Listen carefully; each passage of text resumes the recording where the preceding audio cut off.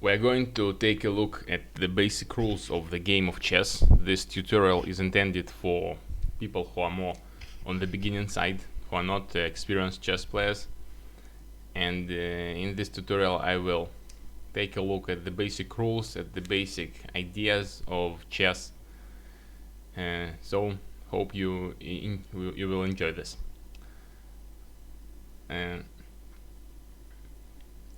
The game of chess is basically a war imitation game which imitates war or a clash between two camps. One of the camps is a camp of black and another camp is a camp of white. Traditionally white starts game first, and it gives white some advantage. Usually the purpose of the game is to legally to checkmate the opponent king, or to achieve one of the ending states, which is a stalemate, which is insufficient material, or which is a repetition. Or a game might end with a game also might end with a mutual agreement on draw, or one of the sides can resign the game and thus end the game. What is a stalemate? I will first have to say a couple of words on the pieces. There are several different types of the pieces, namely 6 including pawns. Pawns only go in one direction, so pawns of white go only like this and like this. Pawns only go directly to one square ahead, and when the pawn are standing on the first rank, on the starting rank, they can make this big initial step of jumping. So instead of going like this, the pawn is going to jump directly to e4. Each square, there are 64 squares. 64 squares. There are columns and there are rows on the chessboard, and the columns are named with letters and the rows are named with numbers. You can see really small numbers here. There are from 8 here, 8, 7, 6, 5, 4, 3, 2, 1, and really tiny letters at the corner of the squares, like A, B, C, D. And so, for example, what is this? And to check what is the name of the square, you have to find what is the intersection. What is the intersection of the column and the row. So here, for example, this is column D. You can see that this is D. This is column D, and this is row 5. So this square is called D5. First it is called with a letter, and the second comes a number. It could be the other way, but it is a tradition to call it first with a letter and secondly with a call with a number. So this is D5 square. This is D4 square. This is D3 square. This is D8 square, etc. This is, for example, H1 square. This is H2 square. All of the squares are the intersection, letters and numbers. When you see number 8, you check name of the letter, and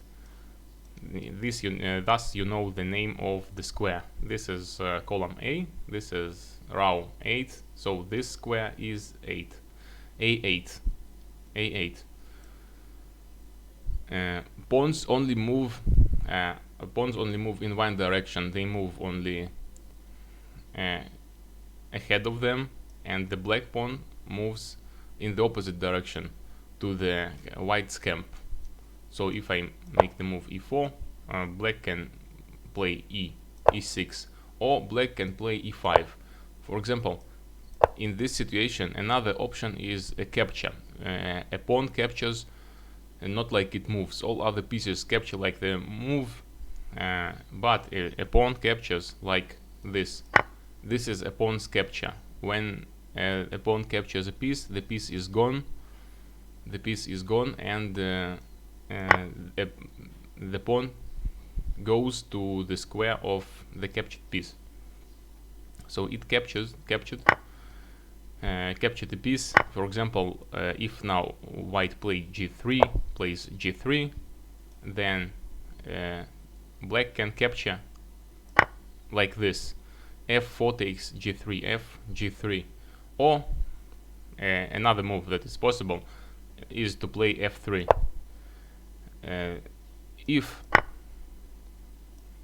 If a pawn reaches an opposite rank, the end of the board, for example like this, a black pawn reached an end of the board, the start of the white's camp, the first row, it has to be transformed into one of the pieces of the same color, so it can become queen, rook, knight, bishop. In 99% of the cases, it's also always good to transform to queen, because queen is the most powerful piece on the chessboard. Queen is the most powerful piece on the chessboard, and you want to get the most powerful piece you can. So for example, after this move, a pawn transforms to a queen, and white has to do something. But I'm showing this only to show how pieces moves. This is not a good game or a logical game. Okay, another important role is that in passante capture. This is a unique situation in chess. For example, there is a situation like this, and a pawn is now advanced to e5 square. If now, this is unique situation called in passante, that allows in passante capture. If now black plays d5, then only for a single moment of the single move, white can capture on d6. This is called in passante capture. The pawn d5 is gone, and white's pawn goes to d6, and that's it basically. That's it. And if now white plays knight f3, black responds with something. Now this capture is impossible, because this capture only holds for one move. If you don't capture immediately, you're not going to be capture to make this capture in the future. It's only holding for one move.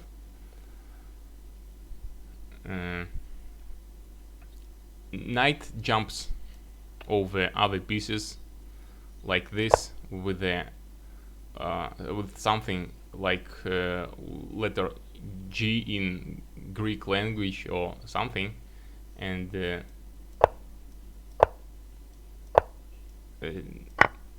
knight is worth more or less a bishop. A bishop usually is considered to be 3.2 pawns, and the knight is usually considered to be worth 3 pawns. If we measure the how much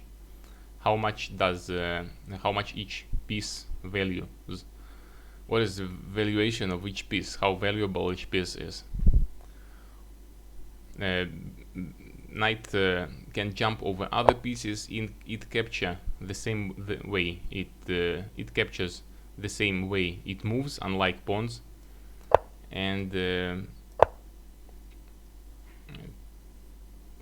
it's just probably it's one of the pieces that are more difficult to take a look what they're doing. Like it's because it moves. It doesn't move in straight lines or in straight diagonals.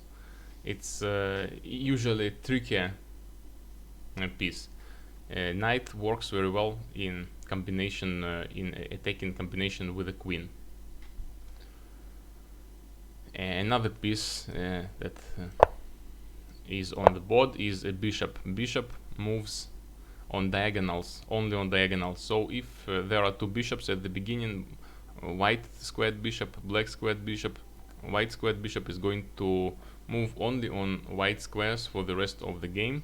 It cannot jump to any black square at no situation. It's just impossible for it. That is why the situation is with with bishops of opposite color at the endings have strong drawing tendencies, because they cannot exchange each other. They defend very well. And a bishop, for example, bishop standing on f1 can move here, here, here, here, here. A bishop standing on g2 stands at the biggest diagonal on the board. It controls a lot of squares of the board. So pieces don't usually control the same number of pieces independent on where they stand. They control, for example, if a bishop stands on the big diagonal, it controls a larger number of squares than if it stands on f1, or for example here or here. So by the way, this is quite good place for a bishop in some situations, if it's not blocked, because usually if a bishop is placed on g2, black can block the bishop playing d5 and c2, like just black blocks the bishop, so the bishop doesn't do a good job. Unlike knight, bishop doesn't capture with jump. So here the white's bishop cannot capture with a jump the a8 rook. It only can capture until it sees, until it moves. This is the maximum distance, and only here it can capture up to b7 square. So it's not like knight, it's a more straightforward piece. Another piece is a rook. A rook is a very powerful piece, and it moves on straight lines. For example, rook standing on a3, it can move through all the line, and it can move through all the line to the right, or on the line to the bottom. And it's very mobile piece, so it can move a lot, not like knight that can jump only in squares.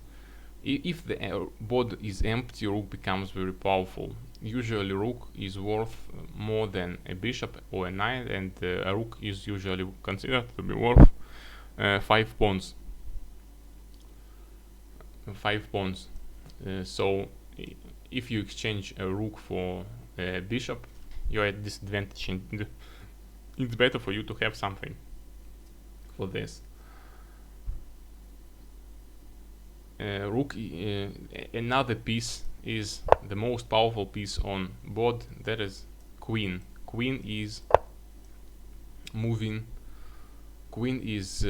like a rook and the bishop together. It has the capabilities of both a rook and a bishop, which means that queen can go on diagonals like this, and it captures the same way like a bishop, like this. And at the same time, queen can go like a rook on direct lines, like this, like this, like this. For example, in this direction, queen is blocked. It cannot jump and cannot move. It can capture the pieces of opposite color. All the captures are possible. You can only capture piece of opposite color. For example, I cannot capture my own piece, but I can capture the pawn on b7, or I can capture a pawn on d5. It would be a bad move because it's a bad exchange, but it's possible, it's doable by the rules. So we are now getting closer to a king. A king is the main piece in chess, because the purpose of the game is to checkmate a king. If the king, this is the king, despite it's the main piece, only moves one square one square at any direction, like a queen, but it's limited to one square.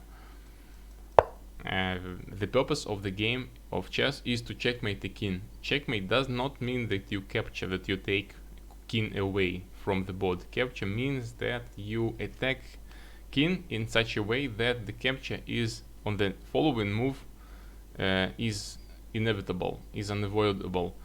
For example, here we have a situation where kings go to the center, so let's create a situation of a checkmate. A checkmate is the purpose of the game. Who checkmated won the game.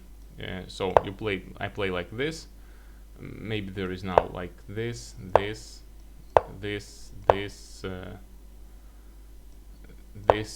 and well, this is really bad. Like this. I'm constructing a checkmate to show the checkmate situation. From chess point of view, the moves don't make any sense. This is a checkmate because a checkmate, and black wins because now king cannot move, cannot escape. King is attacked, white king is attacked, and he cannot go to any square where it would be safe from attack. So this is an end of the game, and this is the purpose of every game of chess, to checkmate the opponent's king.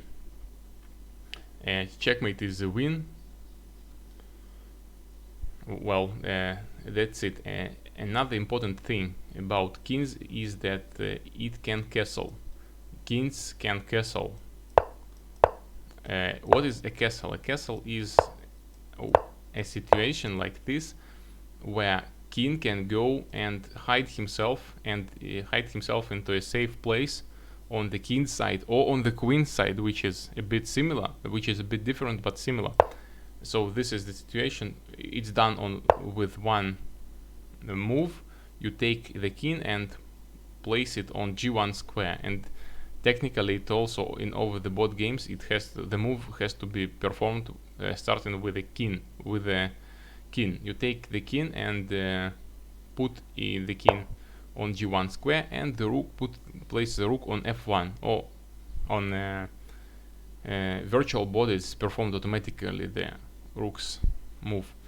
The castle can only be done if neither the king nor the rook that performed the castle moved before. So if the rook moved before, and like this, it did some move in the past, and now it returns to the same place, and now white wants to castle.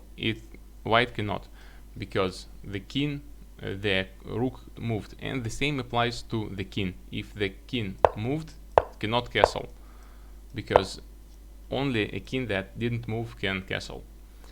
Another thing to remember is that if the king is checked, for example, like this, and now black gives a check. A check is an attack of the king. So this bishop attacks now the king. If the king is checked, it cannot castle at the same moment. So you can castle afterwards, but first you have to prevent the check. You have to either put something in between the attacking piece and the king, if it's possible, or capture the attacking piece. For example, if I play c3 now, black plays d6, I can do a capture. I can't do a castle now because a check is not like a piece moved or didn't move. Another important rule about castling is that if there is a square between the king and